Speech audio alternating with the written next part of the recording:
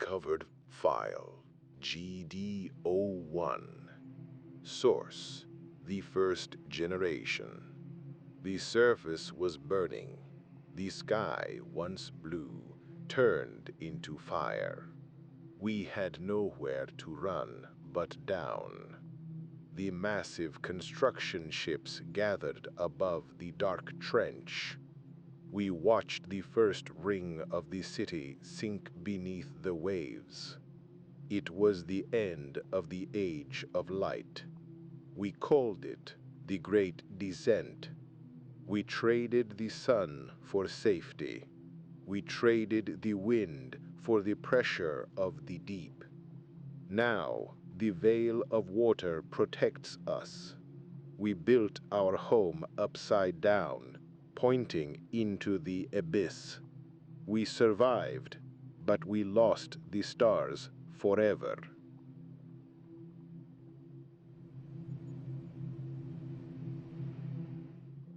File ARCHIVEREC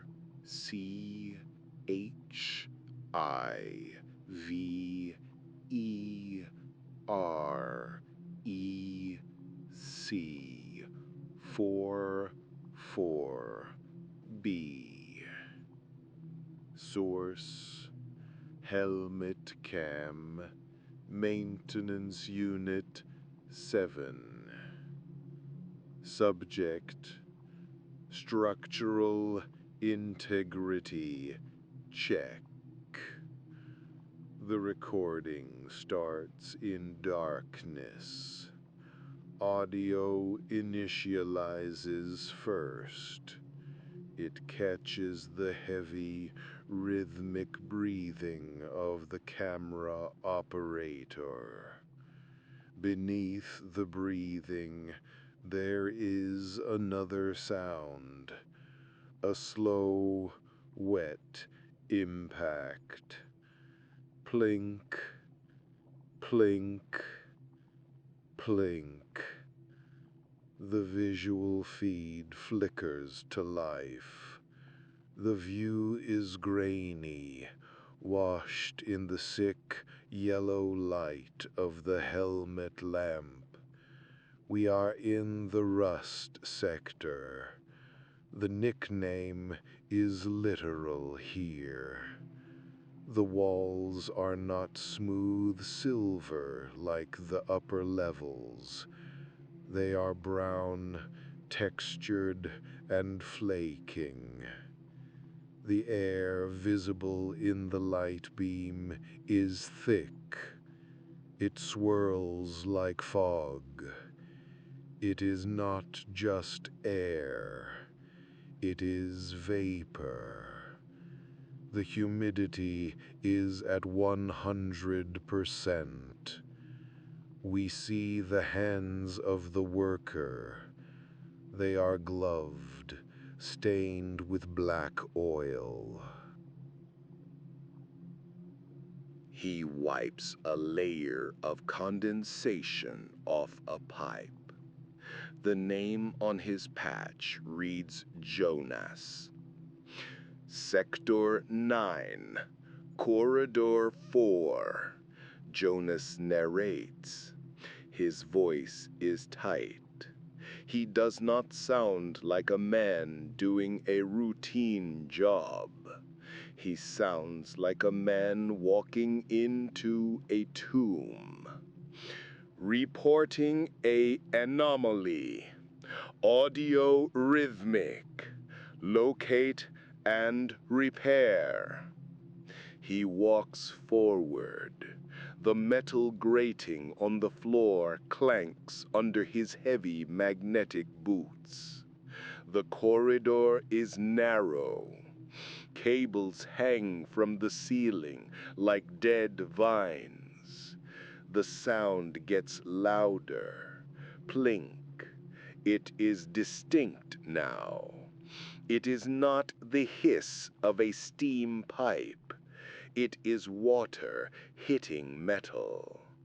Jonas stops. He turns his head slowly to the left. The helmet light cuts through the gloom and lands on the primary hull wall. This is the outer shell. Beyond this metal plate is 20 kilometers of ice and the crushing weight of the black ocean. The wall is sweating.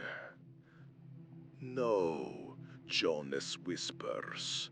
The word is barely audible. He steps closer. The camera zooms slightly, struggling to focus in the low light. A droplet forms on the seam of two massive steel plates. It grows heavy, trembling against the vibration of the city. Then it falls. Plink. It lands in a small puddle on the floor. Jonas kneels. He removes one glove. His hand is pale, shaking. He touches the puddle. He brings his fingers to his face mask, then remembers he cannot taste it through the glass. He rubs the liquid between his fingers. It is not oily. It creates friction. Salt. "Control," Jonas says. His voice cracks. "Control, this is Unit 7. I have ingress." "It's the seam. The weld is crying." Static answers him. Jonas looks back at the wall. The droplet is forming again. Faster this time. He reaches out to the bolt, holding the plate. He grips it with a wrench. He pulls, expecting resistance. The bolt turns. It turns loosely. A flake of rust the size of a dinner plate peels away from the wall and falls to the floor with a crash. Underneath the rust, the metal is dark, bruised. The wall groans. It is a low, mournful sound, like a whale dying miles away. The vibration travels through the floor, shaking the camera feed. Jonas backs away. "It's not holding," he says to the empty room. "The old welds, they aren't holding." The air in Sector 9 does not move. It hangs heavy, smelling of burnt ozone and old salt. This is the bottom of the inverted pyramid. Here, the weight of the ocean presses against the metal skin of our world. The pressure is a physical thing. It makes the air thick. It makes your ears pop every few minutes. Kalo Petrov kneels on a grate. Below him, the dark water of the sump pumps churns. He is wearing a heavy maintenance suit. It was once orange, but now it is stained black with grease and green with algae. He holds a thermal lance. The tip glows white hot. He is trying to seal a hairline fracture in the bulkhead wall. He presses the trigger. Sparks fly. They shower over his helmet like angry fireflies. The metal bubbles, turning orange, then cooling to a dull gray. It is an ugly weld. But beauty does not matter down here. Only holding the line matters. Static crackles over the public address speakers. The sound echoes through the damp corridors. It is the morning anthem. Citizens of the deep, the voice says. It is smooth, calm. It sounds like a father reading a bedtime story. The shell protects us. The pressure makes us strong. Trust in the steel, for the steel is eternal. Caiello stops. He breathes hard. His breath fogs up the inside of his visor. He wipes the outside with a gloved hand, smearing oil across the glass. He looks at the seam he just fixed. The voice continues, echoing off the wet pipes. There is no world above. There is only the unity of the deep. We are safe. We are home. The steel plate in front of Caiello groans. It is a low sound, like a dying animal. The fresh weld holds, but the metal next to it darkens. It looks like the wall is sweating. A single drop of water forms on the iron. Then the sound changes. Hiss! A jet of water, thin as a needle, shoots out of the wall. It screams. The pressure is so high that the water is invisible until it hits the pipe opposite Caiello. It cuts through the insulation instantly. Steam explodes into the hallway. The roar of the leak is deafening. It drowns out the speakers. Caiello scrambles backward, his boots slipping on the wet grate. He falls hard. He stares at the invisible knife of water cutting through the air inches from his face. Over the roaring steam, the speakers are just a murmur now. Safe, eternal, protect. Caiello's eyes go wide.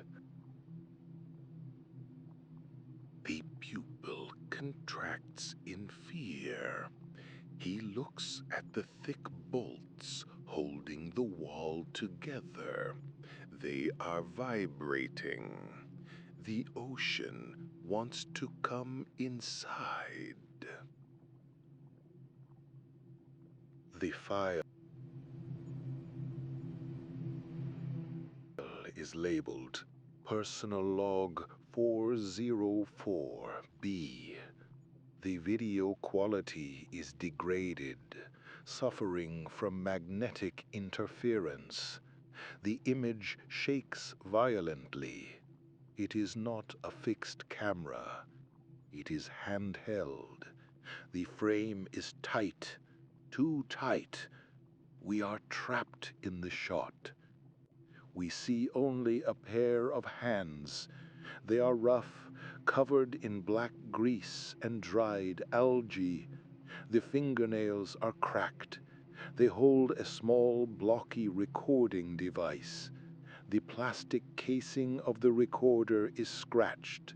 A piece of tape holds the battery cover in place. The lighting is poor.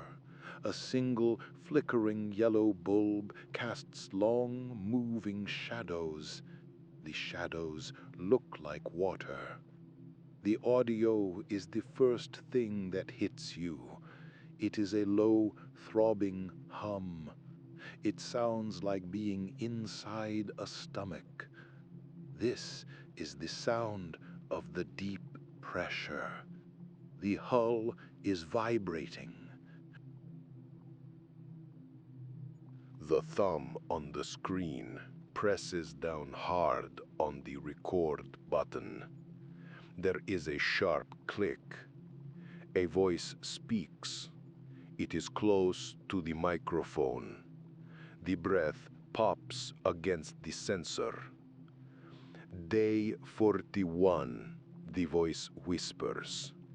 It is a man's voice. This is Ilian. He sounds exhausted. His voice cracks. The structural integrity report is a lie. The overseers say the gromming is just thermal expansion. It is not. The camera shifts slightly. We see the edge of a uniform stained with salt. Ilian pauses. He seems to be listening to the walls. The background hum gets louder. It is a heavy, rhythmic thrumming. He brings the recorder closer to his mouth. I heard it in the vents today. The echo of the first city. It is still down there, crushed. And we are sinking toward it. He takes a shaky breath. Metal forgets nothing.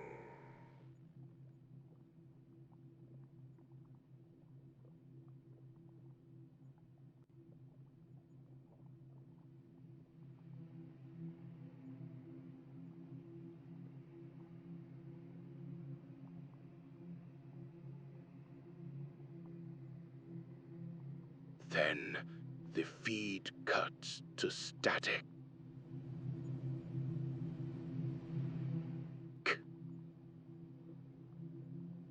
The feed switches. Static clears. We are back with Kylo Petrov at the outer shell. He lifts his visor. His face is gray, coated in sweat and grime. He stares at the steeled wall. The patch he just welded is cooling. It turns from angry red to dull gray. He takes a breath. It sounds wet in his throat. Holding, he whispers. It's holding. He reaches out a gloved hand to touch the metal. He wants to feel the solidity. But before his fingers make contact, a sound echoes. Tink! A thin black line appears in the center of the fresh weld. It is a hairline fracture. Kylo freezes. The line grows. It moves like a living thing, stretching upward, eating through the solid steel. Cut to Sector 9, the geothermal sump. Mara stands before the main manifold. The air here creates distortions on the camera lens. It is hot, too hot. She wipes condensation from a glass gauge. The needle inside is vibrating. It sits on the edge of the yellow safety zone. She taps the glass. Stabilize, she commands the machine. The needle does not stabilize. It jumps 1 inch to the right. It hits the red zone. The pipes around her begin to sing. It is a low, mournful note. The condensation on the pipes shivers, turning into mist. Cut to Block 4, a cramped storage room. Elian sits at a small metal table. The air is still here. He is reviewing a data pad. Suddenly, he stops. He lifts his head. He looks at the ceiling. The camera follows his gaze. Dust, fine, gray dust, trickles down from the ventilation grate. It falls in a perfect straight line. It lands on his hand. He rubs the dust between his thumb and finger. It feels gritty, rust. The ceiling is shedding its skin. Back to Kaelo. The fracture is now as wide as a finger.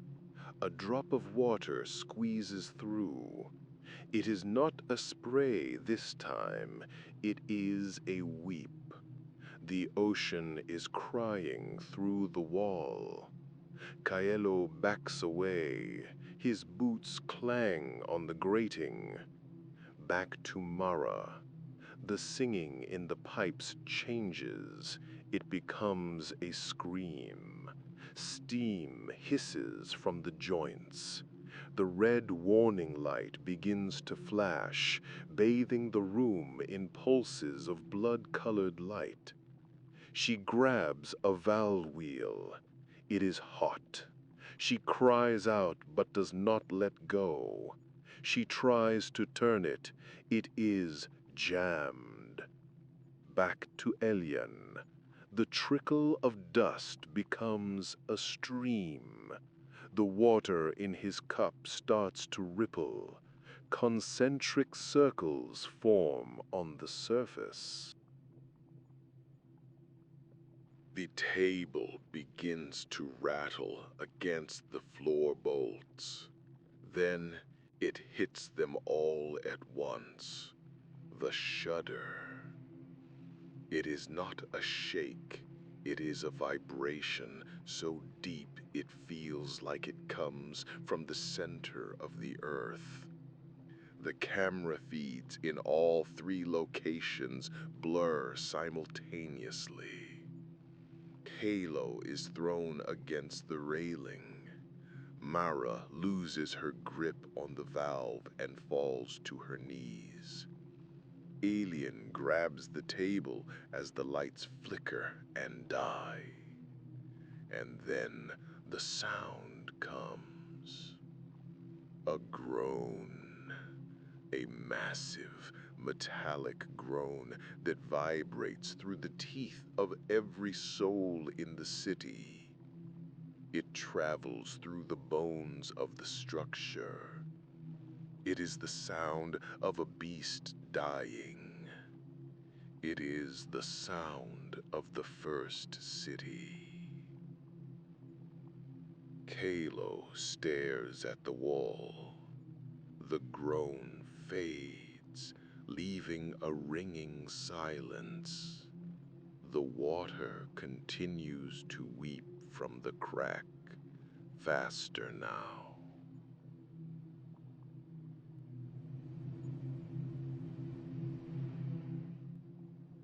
The frequency arrived before the sound. It was not heard. It was felt deep in the marrow, in the fluid of the inner ear. Sector 9, Outer Shell. Kalo jammed the thermal lance into the fracture. The blue arc screamed. He was trying to melt the city's skin back together.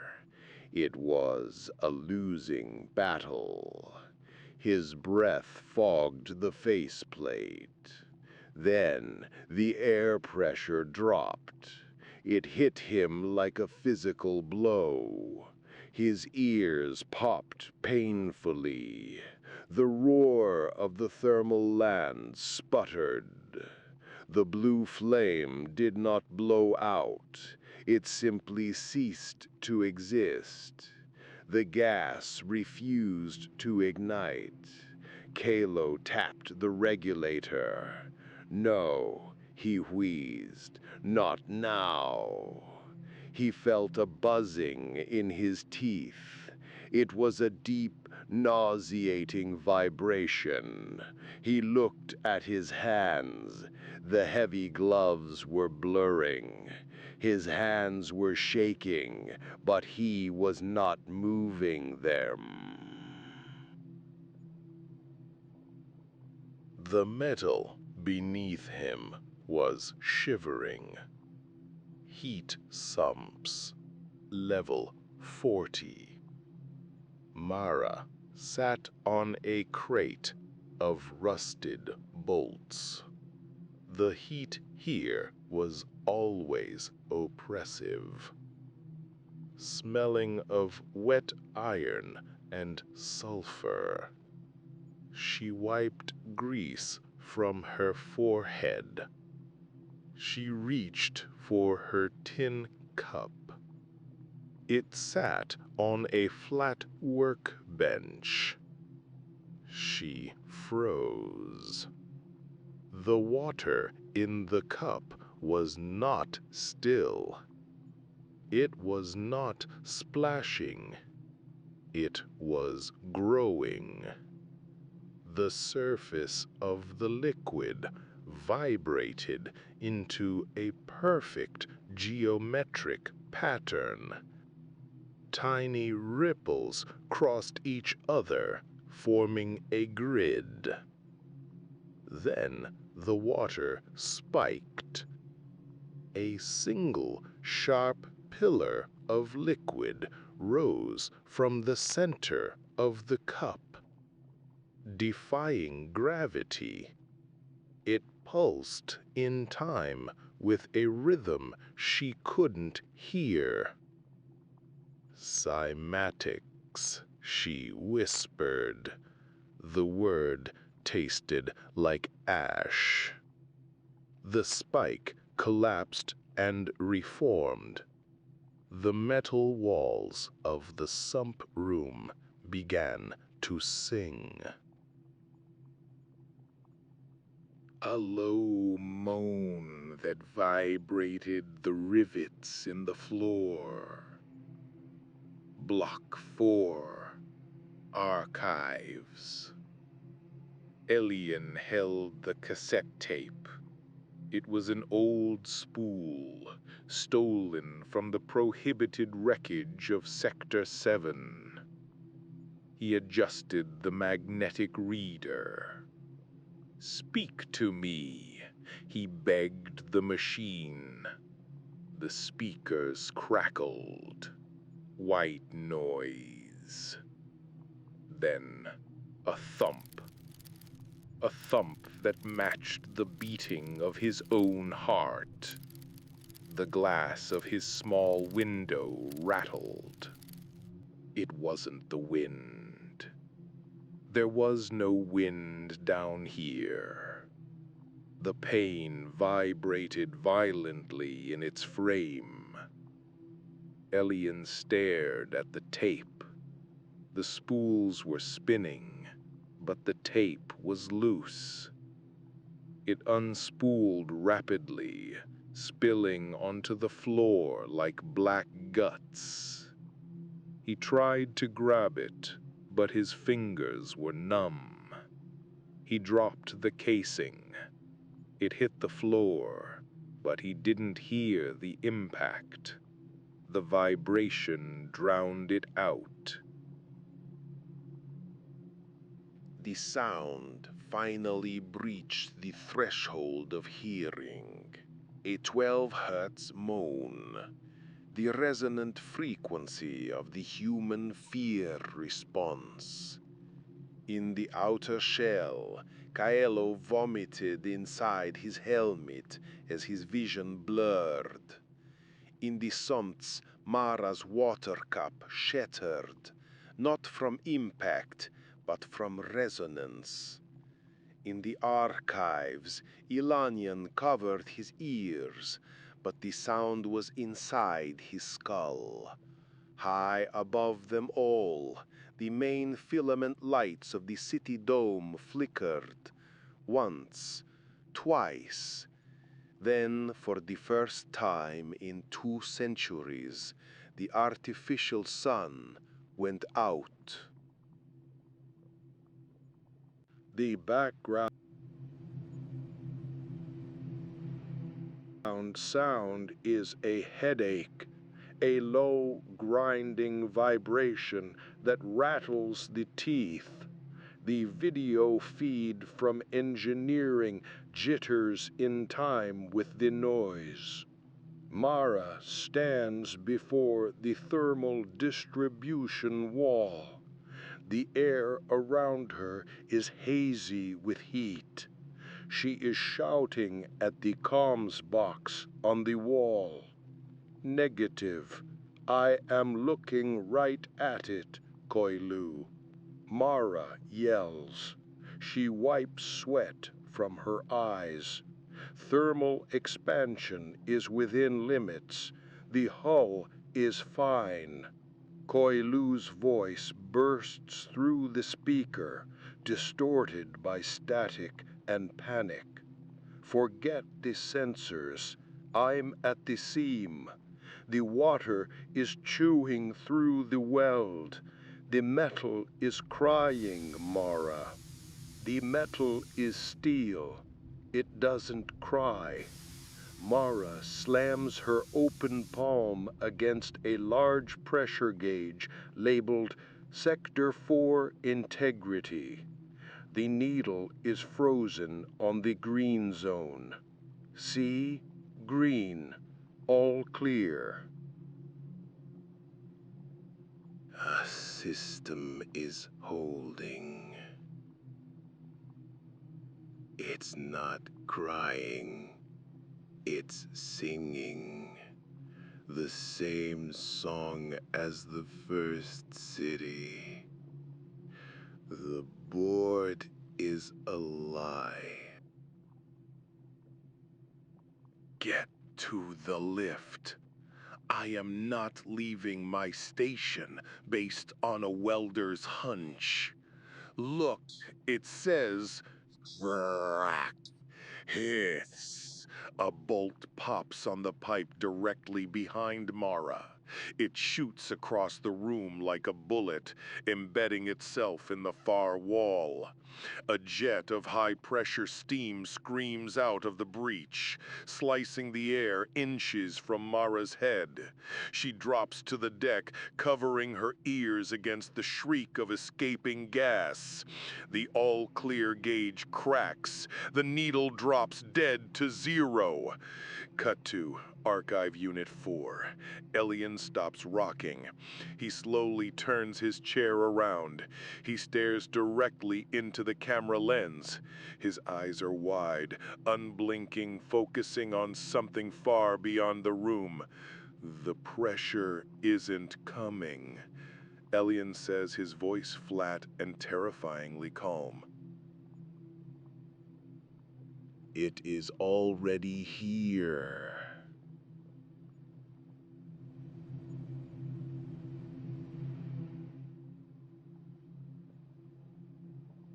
Audio Archive, Composite Feed, Sectors 9, 4, and Core. Time, 0800 hours, Artificial Cycle. The sound is not just in the walls anymore.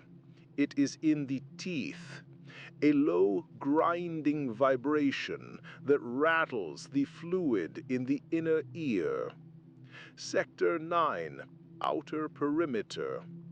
KLO stands before a sealed bulkhead. He holds a heavy security baton assigned for crowd control during the structural alerts. His knuckles are white. The hallway lights flicker, strobe speed pulses of dying sodium.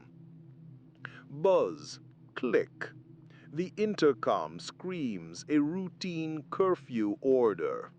Kaelo does not blink.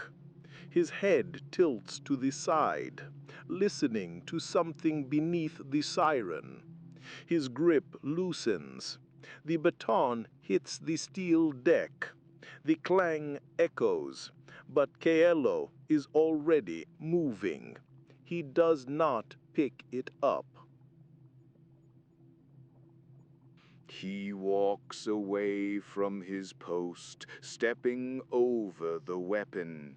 He moves toward the interior pressure gates. Thermal sump, Sector 4. Mara sits before the main console. The screen is a wall of red. A pressure warning flashes. Critical failure imminent. Vent immediately. A mechanical voice repeats.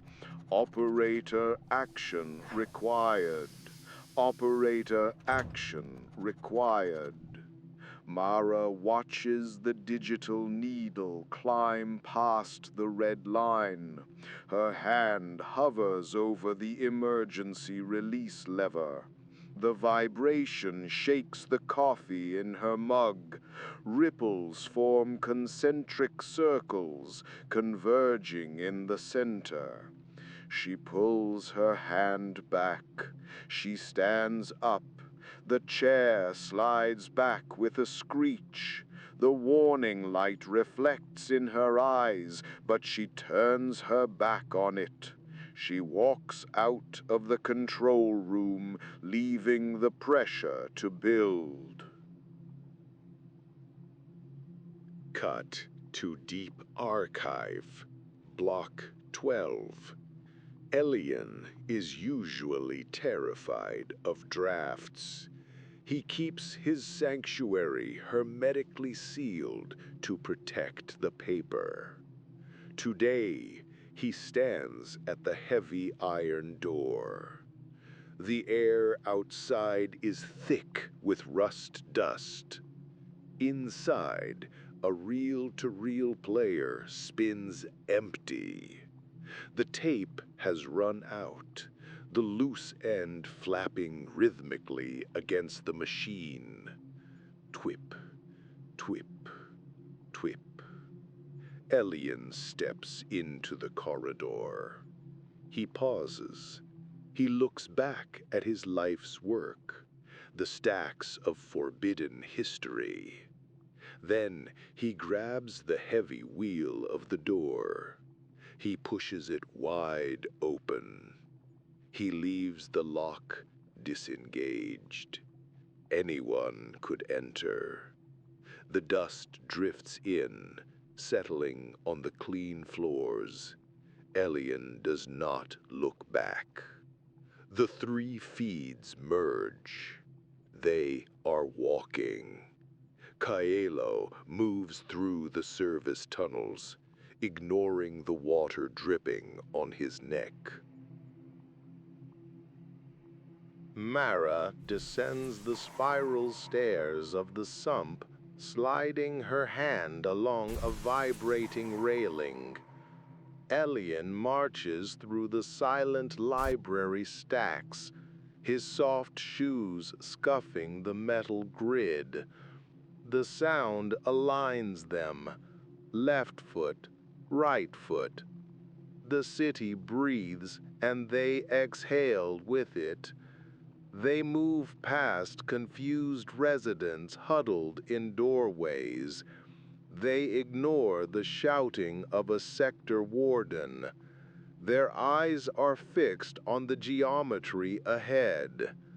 The corridors widen. The ceiling rises. The air gets colder. They emerge at the same moment. The central shaft, the hollow spine of the inverted pyramid. A circular railing overlooks a drop that goes down into infinite blackness. Kalo steps to the rail. His suit is wet. Mara arrives 10 meters to his left. She smells of ozone and steam. Ilion emerges from the shadows on the right, covered in gray dust. They do not speak. They do not look at each other. They grip the cold railing and lean forward, looking down into the dark throat of the city. The hum surges, violent and loud. The metal beneath their hands sings.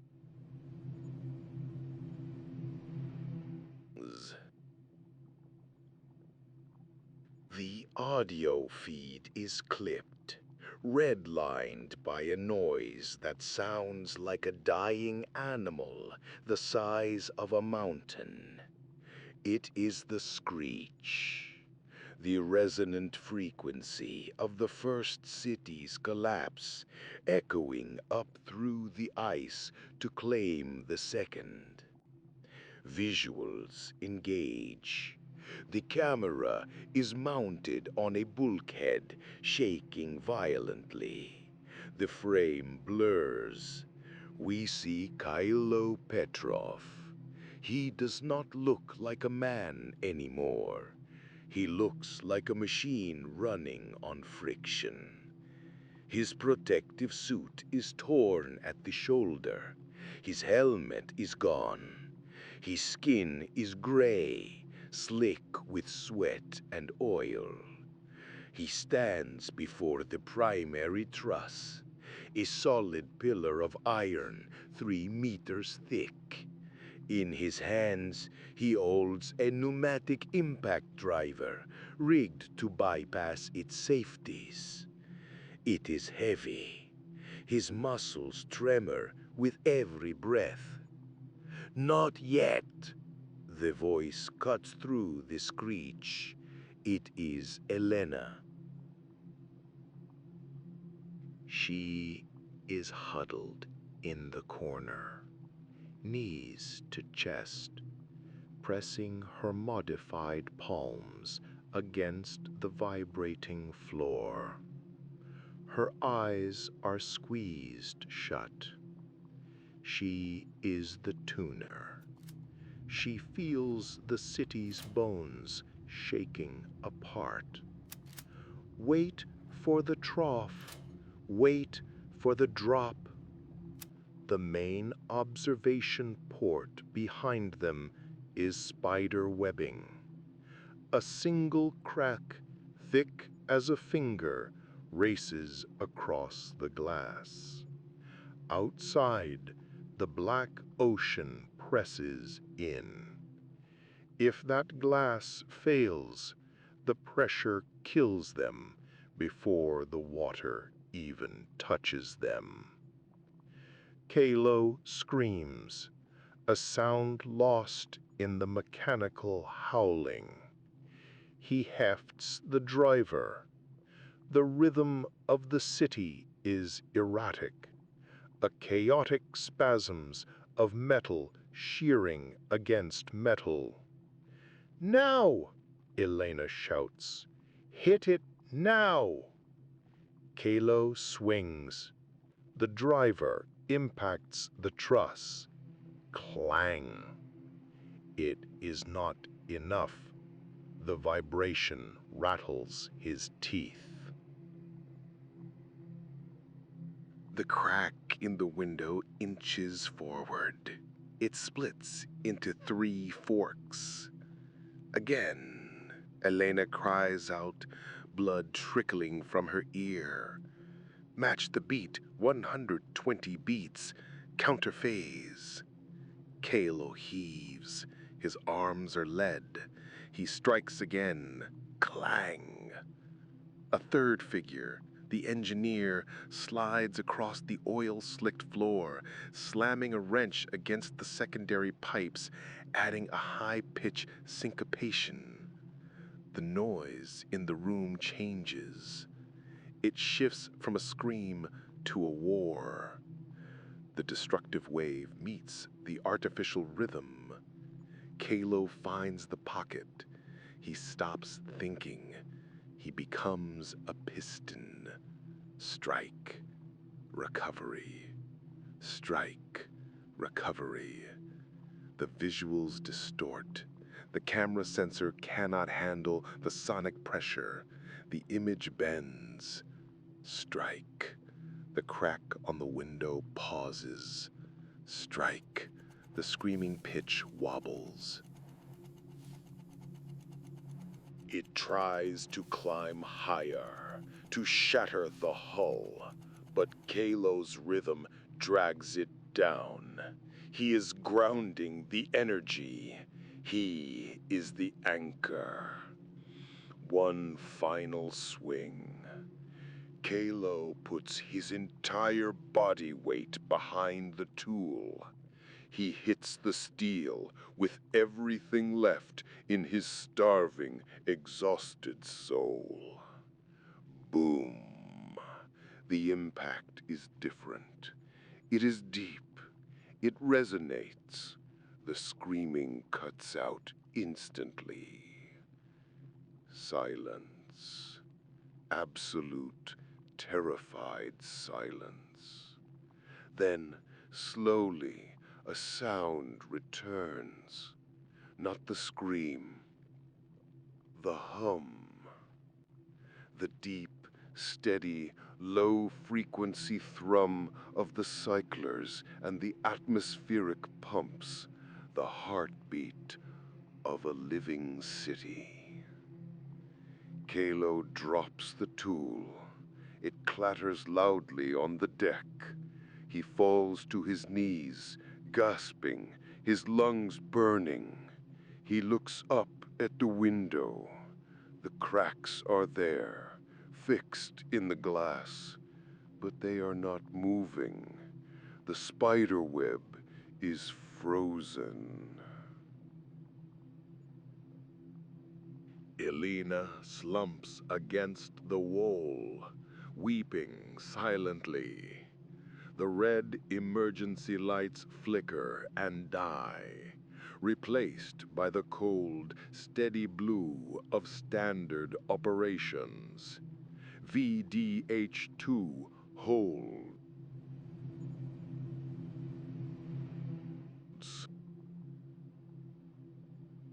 Recording. ID 99. Fin visual location. Observation deck 4. Outer shell. Subjects: Kalo Petrov, Elena Vostok, Mara. Engineering. The camera feed stabilizes. The static clears, leaving only a heavy layer of film grain. The violent shaking that threatened to tear the city apart has stopped instantly. The silence is sudden. It is physical. It presses against the ears. The only sound is the sputtering cough of the emergency life support scrubbers booting back up. A low, rhythmic hum returns to the deck. It is the sound of the city breathing again. Kalo is on the floor. He pushes himself up against the bulkhead.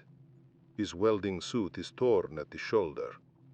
He looks at his hands. They are still. The vibration is gone. Elena sits near the console, clutching her modified hearing aids. She is not wearing them. Her eyes are wide, staring at nothing. Mara stands by the pressure gauge, tapping the glass. The needle has dropped from critical to 0. It stopped, Mara whispers. Her voice sounds too loud in the quiet room. Elena stands up slowly. She points to the main viewport. This is a slab of reinforced plexiglass, 3 meters thick, separating the air from the crushing weight of the ocean. Look, Elena says. Outside, the eternal blackness of the abyss is changing. A soft, cold blue light begins to glow. It does not come from the city's floodlights. It comes from the water itself. The 3 survivors move to the window. They move like ghosts, afraid to make noise. The blue light grows brighter. It reveals a shape. It is massive. The scale is impossible for the human mind to process immediately. It is a wall of living flesh sliding past the window. The texture is ancient, scarred, gray, and covered in barnacles the size of houses. It is not a machine. It is a beast. The creature is larger than Sector 4. It is larger than the entire city block. As it passes, the bioluminescent blue light pulses along its side, revealing a single slow-moving fin that eclipses the entire view of the ocean. Kalo places a hand on the glass. His hand looks tiny, a speck of dust against a mountain. "We didn't fix it," Kalo says. His voice is flat. "We didn't stop the vibration." Mara shakes her head. "No, it was just passing by," Elena finishes. "We were just in the way." The massive shape tilts downward. The blue light shifts angle, casting long, turning shadows inside the observation deck. The creature is diving. It is heading for the great trench, deeper than any human has ever gone. The city gives a gentle shudder, not a quake, just the displacement of water as the Titan moves. The hull groans one last time, a sound of relief. The survivors do not cheer, they do not hug, they just watch. The blue glow fades slowly into the deep dark below. The ocean returns to black. They are alive, but they know now how small they truly are. The city is not a fortress. It is a bubble, drifting next to gods. Kaelo turns away from the window. He looks at the camera, his face pale. "Cut the feed," he says. Recording ends.